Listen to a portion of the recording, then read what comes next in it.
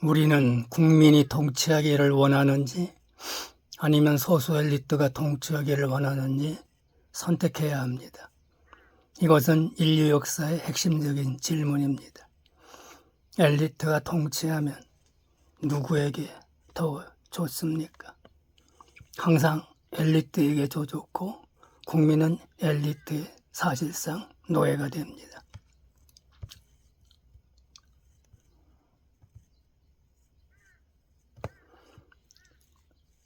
우리는 언제까지 파워 엘리트가 우리 사회를 지배하게 둘 것인가요? 우리는 최상의 정부는 결코 엘리트주의 정부 형태가 될 수 없다는 것을 깨달아야 합니다.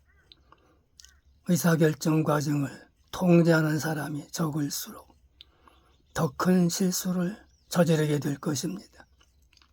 국가가 균형을 잃고 자멸의 소용돌이에 빠지는 것을 피하려면 의사결정 주체를 확대해야 합니다. 의사결정 주체의 궁극적인 확장은 모든 사람을 의사결정에 참여시키는 것입니다.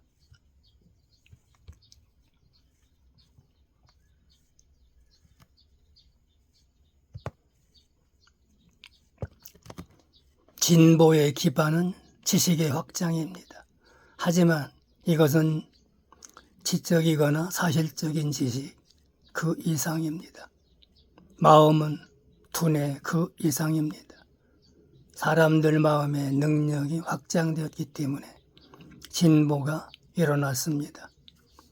사람들의 개별적인 마음에도 확장이 있었지만 집단적인 마음, 즉 집단의식에도 확장이 있었습니다.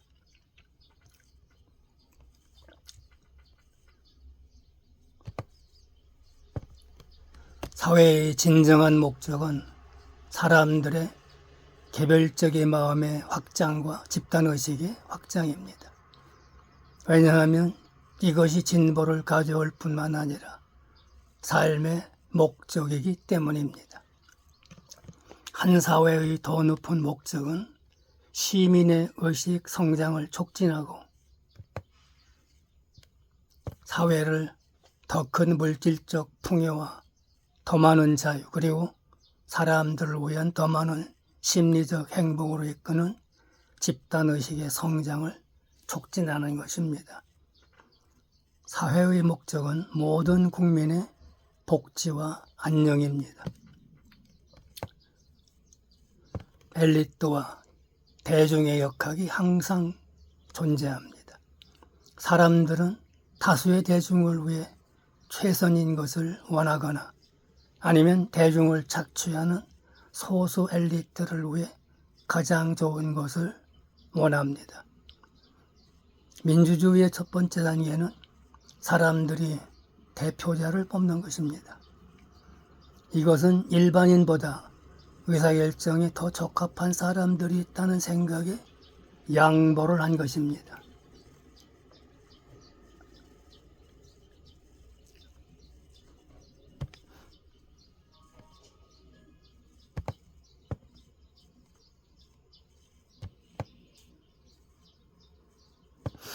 다음 단계는 적어도 더 중대한 결정을 내릴 때 국민투표와 같이 모든 사람이 투표하는 더 직접적인 민주주의입니다.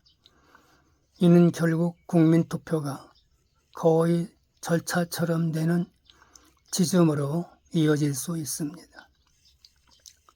왜냐하면 점차적으로 국민 대다수가 일치하는 합의가 나타날 것이기 때문입니다. 기록된 모든 역사에는 소수 엘리트와 다수의 대중 사이에 투쟁의 역학이 있었습니다. 엘리트주의 사회는 자신에만 초점을 맞추는 이기심과 자기중심성에 의해 지배됩니다. 민주주의의 본질은 국민 통치하는 것입니다.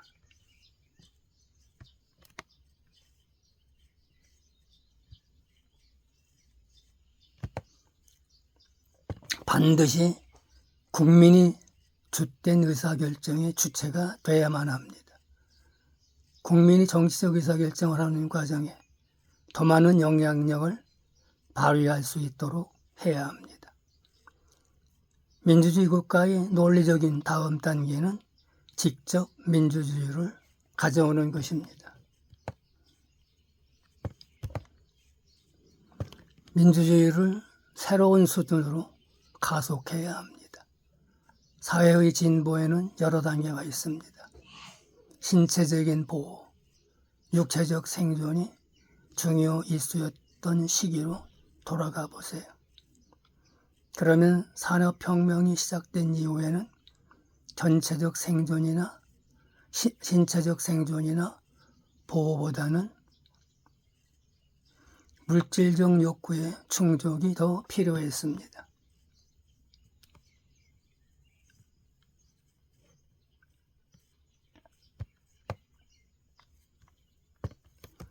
우리는 이제 더 풍요로워지고 민주주의 역사도 오래된 많은 국가들이 새로운 단계에 도달했다는 사실을 알 수 있습니다.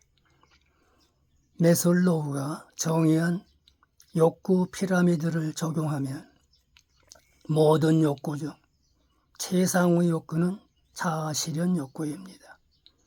일반적으로 말하면 민주주의 국가에는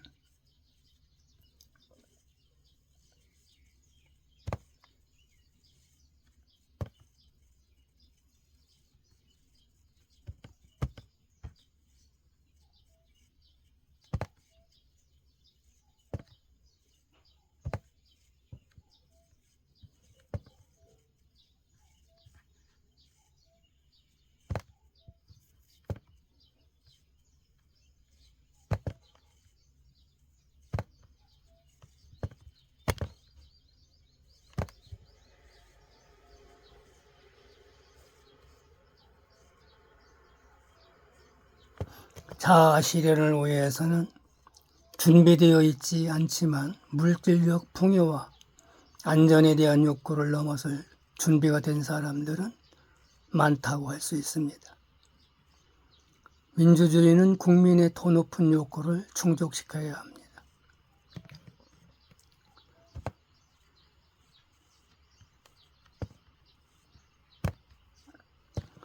우리 중 많은 이들이 1930년대 또는 2차 대전의 힘든 시기를 살았던 부모나 조부모 세대로 거슬러 가볼 수 있을 것입니다. 그들에게 가난은 매우 심각한 문제이기 때문에 그들이 삶에서 가졌던 주된 비전과 꿈은 충분한 음식과 지낼 수 있는 거처와 즐거운 뭔가를 할 수 있는 여윳돈이었을 것입니다. 이런 욕구는 1950년대와 1960년대에 많은 나라에서 충족되었습니다.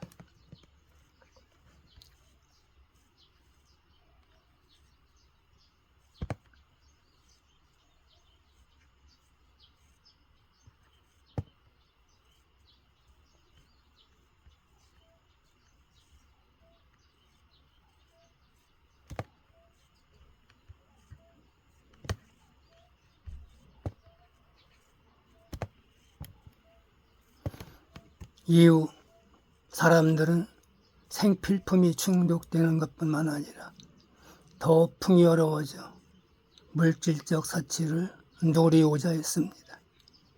이것은 자연스러운 단계로 올 수 있습니다. 이제 많은 오래된 민주주의 국가에서는 사람들이 오랫동안 그런 풍요를 누렸고 이를 당연하게 여기기 시작했습니다. 사람들이 뭔가를 당연하다고 여기기 시작하면 그것은 더 이상 성장을 촉진할 수 없고 집단의식을 높이는데 도움이 되지 못합니다. 오히려 사람들이 뭔가를 당연하게 여기면 영적인 성장에 막다른 길로 들어가 더 이상 자신이 가진 것에 감사하지 않는다는 의미에서 집단의식을 낮출 수 있습니다.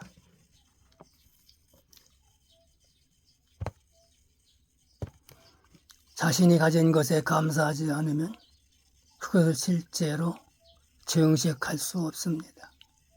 실제로 일부 국가의 경제가 위축되기 시작한 이유 중 하나가 바로 여기에 있습니다. 다시 말해 가진 것에 감사하지 않고 다음 수준으로 나아갈 의지가 없으면 가속이 될 수 없습니다. 우리가 전쟁이나 이민족, 야만족에 의한 침략으로 죽을 일이 없다는 것을 알고 물질적인 요구가 충족되고 다양한 명품도 살 돈이 충분하다면 진보의 다음 단계는 무엇일까요? 궁극적으로 그것은 자아실현입니다.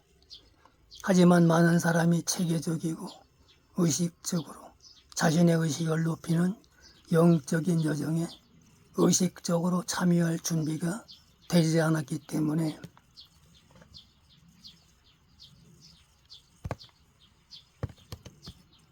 그 전에 한 단계를 거쳐야 합니다. 사람들이 중간 단계로서 준비가 된 것은 일반적인 말로 하면 그들이 자기 스스로에 대해 한 개인으로서 또는 의식하는 존재로서 좋게 느끼는 것입니다. 우리가 수십 년 동안 물질적인 복지에 집중했고 이제 민주주의 발전의 자연스러운 다음 단계는 심리적인 복지에 집중하는 일임을 볼 수 있습니다. 다음 단계는 심리적인 복지입니다.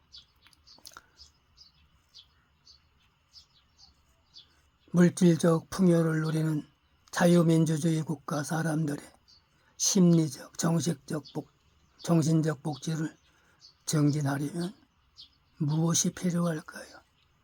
그것은 우리가 실제로 어떤 존재인지에 대한 토론을 시작하는 것입니다. 더 나아가서는 사람들이 지금껏 현실을 이해하고 우주와 자신에 대해 이해하기 위해 취했던 접근 방식에 의문을 가지기 시작하는 것입니다. 물질적 행복에 집중한다고 해서 자동으로 정신적으로 행복해지지는 않는다는 점입니다. 사람들이 아무리 많은 물질의 풍요를 누린다 해도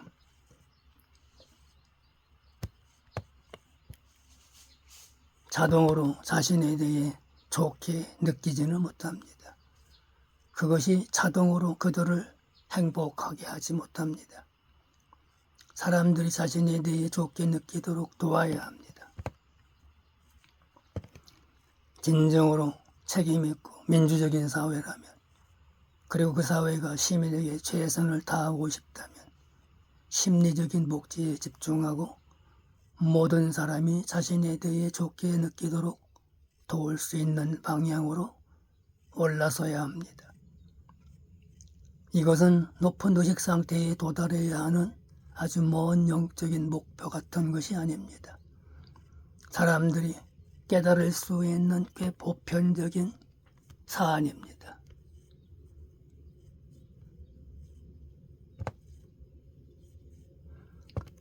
사람들이 왜 스스로에 대해 좋게 느껴서는 안 됩니까? 대부분의 부유한 민주주의 국가에서 정신질환의 비율이 증가했다는 사실을 살펴볼 수 있습니다. 많은 사람이 행복하지 않고 만족스럽지 않습니다. 실제로 사람들이 더 풍족해질수록 불만이 더 많아지는 것처럼 보입니다.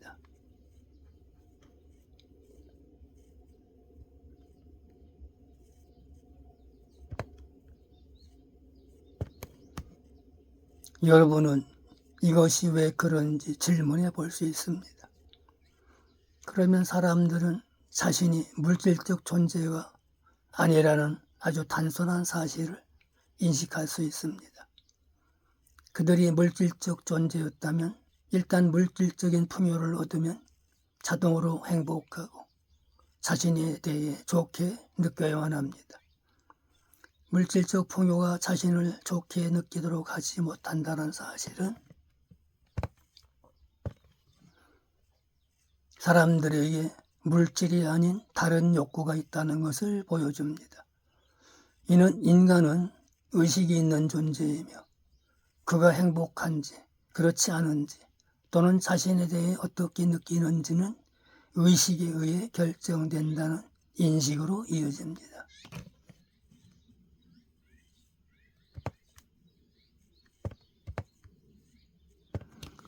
정신질환, 우울증 또는 불행이 증감에 따라 제약회사들은 알약 한 알만 먹으면 행복해지는 놀라운 약을 만들기 위해 미친 듯이 노력해왔습니다. 그러나 그들은 그 약을 내놓을 수 없었고 점점 더 많은 의료 전문가들이 약을 사용해서는 정신질환과 정신질환의 증가를 막을 수 없음을 깨닫기 시작했습니다. 이것은 자신에 대해 좋게 느끼도록 보장하는 어떤 물질적인 메커니즘이 육체에는 없음을 보여줍니다.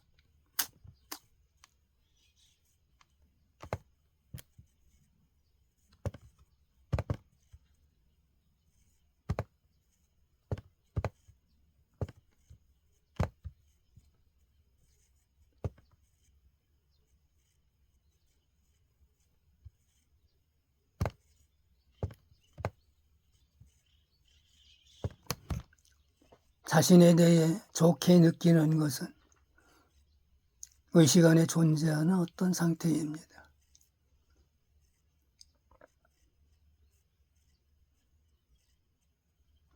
따라서 그것은 육체 수준이 아니라 의식 수준에서 비롯되어야 하는 것입니다.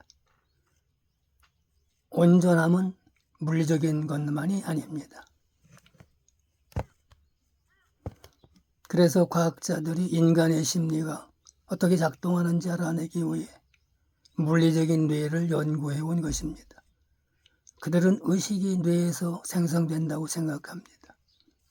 뇌는 더 작은 구성 요소로 이루어져 있습니다. 그 요소들이 어떻게 작동하는지 발견한다면 의식이 어떻게 작동해서 무엇이 사람을 행복하거나 행복하지 않게 만드는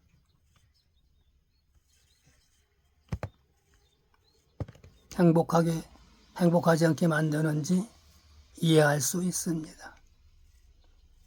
사람들이 행복하지 않다는 바로 이 사실은 뇌의 물질적 구조 요소만 살펴봐서는 인간이라는 존재를 이해할 수 없음을 증명하는 것입니다.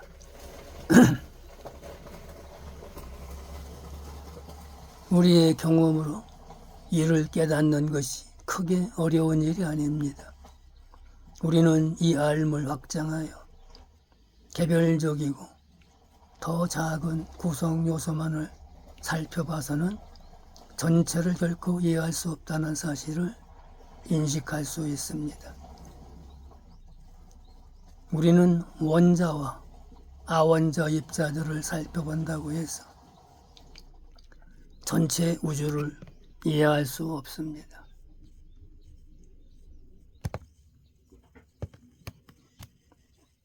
우리가 우주 전체를 이해할 수 있게 만드는 소립자는 없습니다. 왜냐하면 우주는 하나의 온전함이기 때문입니다. 온전함이 어디에 존재할까요? 그것은 오직 의식에만 존재합니다. 인간이 뇌에 있는 모든 뉴런과 모든 세포,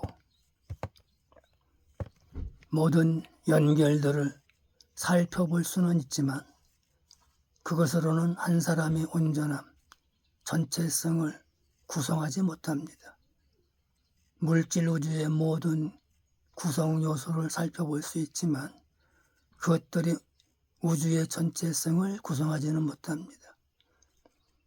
따라서 구성 요소만 살펴봄으로써 전체를 이해하려는 시도는 시작부터 결함이 있음을 깨닫는 것이 매우 현실적이며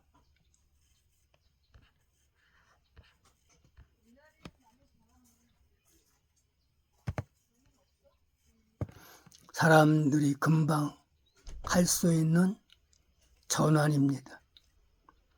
그것은 결코 우리에게 전체를 이야기하지 못합니다. 우리는 높은 수준으로 올라서서 전체를 살펴봐야 하고, 우리는 의식하는 존재들이기 때문에 이렇게 할 수 있습니다.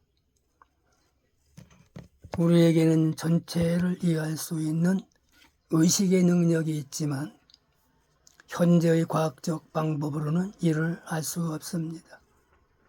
세부 사항을 살펴보고 분류하며 세부 사항을 정리하는 분석적이고 지적인 마음을 통해서는 전체를 이해할 수 없습니다. 그렇게 하는 과정에서 분석적인 마음은 전체를 놓치게 됩니다. 우리는 흔히 직관으로 불리는 것을 통해서 전체를 볼 수 있는데, 사실 직관은 훨씬 더 다면적인 능력입니다.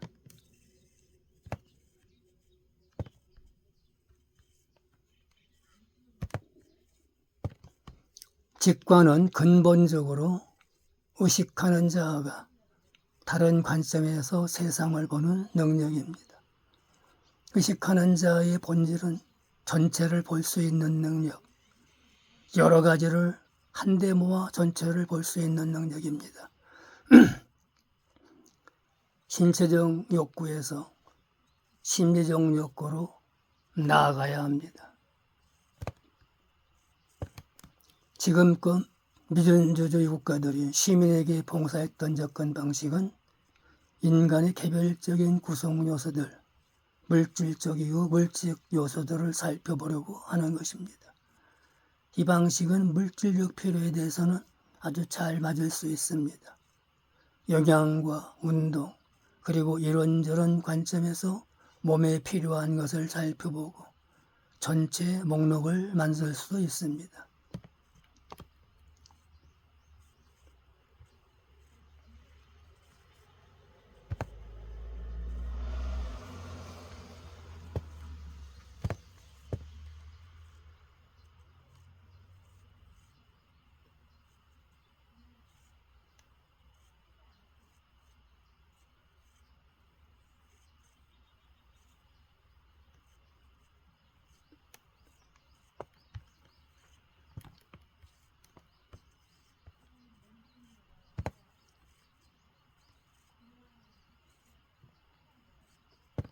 하지만 심리적인 복지에 관해서는 인간이 무엇이며 어떻게 기능하는지에 대한 전체적인 이해를 하고 이를 살펴보지 않고서는 심리적인 복지를 향상시킬 수 없습니다.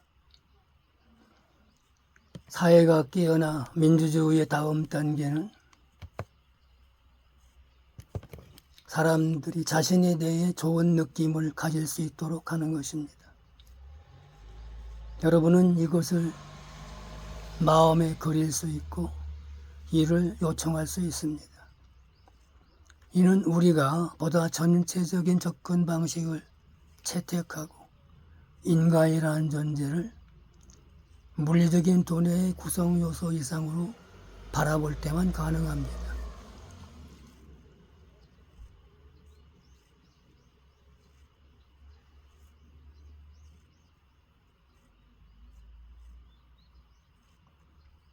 진정으로 이런 전환이 일어나거나 또는 언젠가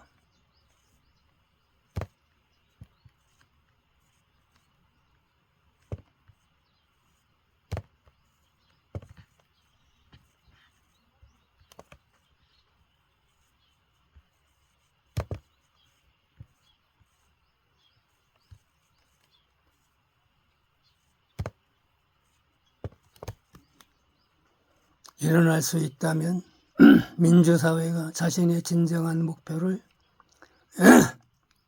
재정의할 수 있는 방법에 대한 많은 관점이 열리게 될 것입니다. 우리가 심리적인 복지를 정진시키기 위해 우리는 당연히 심리를 이해해야 합니다. 심리를 더 잘 이해하기 위해서 우리는 의식이 개인적인 삶의 모든 측면에 미치는 영향뿐만 아니라 집단의식이 사회 전체에 어떤 영향을 미치는지 진지하게 고민해야 합니다. 우리는 심지어 집단의식이 물질적 우주에 영향을 미칠 가능성도 탐구해야 합니다.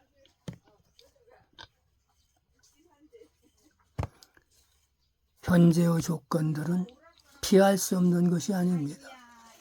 그것들은 극복할 수 없는 것이 아닙니다. 그것들은 집단의식을 통해서 만들어집니다.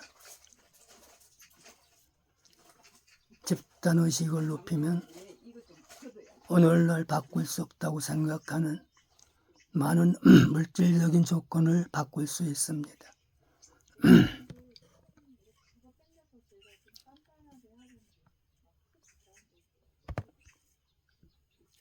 기계적인 일을 하는 유일한 방법으로 소나 동물을 이용해 물을 깃거나 수레를 돌리는 데만 완전히 초점을 맞췄다면 어떻게 현 시대를 창조할 수 있었겠습니까? 그것은 일부 사람이 의식에 도약을 했기 때문에 가능했습니다. 그들은 현재의 조건들 너머를 보고 이렇게 말할 의지가 있었습니다. 무언가 더 나은 것이 가능하다. 이 조건을 초월해서 다른 사회를 만드는 것이 가능하다. 인식되지 못한 의식의 잠재력을 탐구해야 합니다. 실제로 사람들이 자신에 대해 좋은 느낌을 갖기 위해 무엇이 필요한지 살펴보기 시작하면 결국 의식의 역할과 의식의 잠재력을 탐구하게 됩니다. 사람들이 정직하게 의식의 잠재력을 살펴보기 시작하면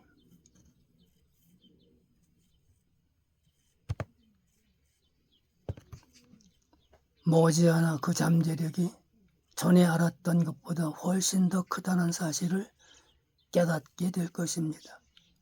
우리는 오늘날 대부분의 사람이 가진 의식보다 분명히 더 높은 수준으로 의식을 높이는 것이 가능하다는 결론에 도달될 것입니다.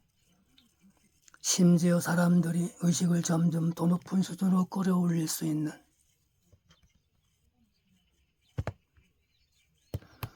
체계적인 과정이 있음을 과학적으로 발견하게 될 것입니다.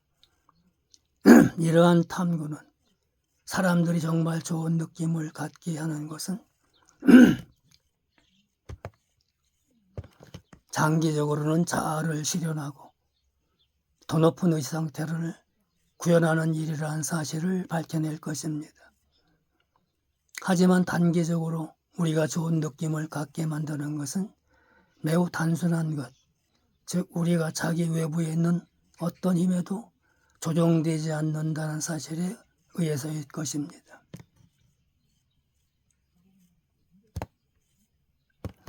물론 우리 내부에는 우리 자신의 에고라는 힘이 있습니다. 하지만 가장 먼저 이루어져야 할 일은 사람들이 스스로에 대해 좋은 느낌을 갖도록 하기 위해서는 외부의 어떤 힘에 의해서도 사람들이 착취되어서는 안 된다는 사실을 사회가 인식하는 것입니다. 여기서 사람들이 좋은 느낌을 갖는다는 것은 단지 감정적인 느낌만 말하는 것이 아니라 멘탈 또는 정체성 차원의 느낌까지 말하는 것입니다. 자신의 삶에 대해서 평화롭게 느끼는 것입니다. 그리고 이것은 우리가 더 심각한 정신활동을 설명하려면 비물질적이면서도 인간의 심리에 영향을 미치는 어떤 에너지나 어떤 존재들이 있다는 사실을 깨달아야 한다는 점을 생각하도록 여지를 열어줄 수 있습니다. 민주주의 목표가 무엇인가요? 무엇이 이 목표에 효과가 있을까요? 무엇이 사람들에게 도움이 될까요? 무엇이 사람들에게 자신과 삶에 대해 더 나은 느낌을 갖게 할까요? 이것이 민주사회와 민주정부의 궁극적인 책임입니다. 정부가 책임을 지도록 하는 것은 민주주의 국가 국민의 궁극적인 책임입니다. 국민이 안 그러면 누가 이렇게 할 수 있겠습니까? 정부 스스로가 책임을 질 것이라고 기대할 수 없습니다. 이게 남으면 썩어가지고. 대의민주주의 체제든 직접 민주주의 체제든 그래? 이것은 국민이 할 일입니다. 인간이 생존과 번영을 위해 만든 공동체는 명령과 복종의 원리에서 협의와 조정의 원리로 발전하고 있으며 형성권과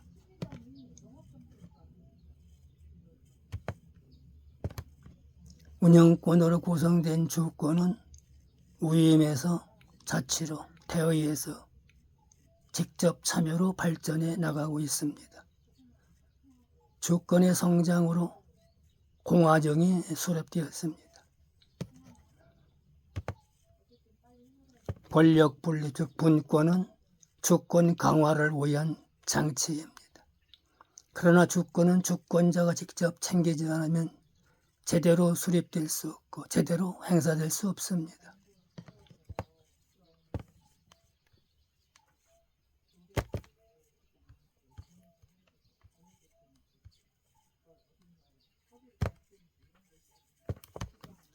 주권이 제대로 수립되고 행사되기 위해서는 주권자의 의식이 깨어나야 합니다. 주권자의 의식은 자연적으로 깨어나지 않습니다.